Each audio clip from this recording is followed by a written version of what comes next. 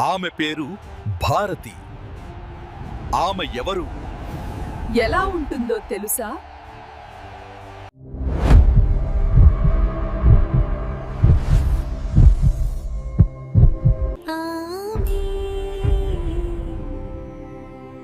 మనందరి తల్లి.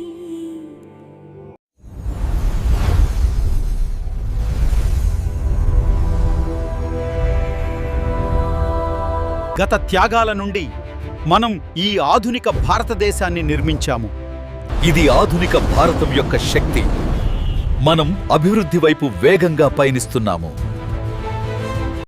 ఆమె పేరు భారతి, మన జాతికి ప్రగతి. 150 ఏండ్ల చరిత్రలో స్ఫూర్తి.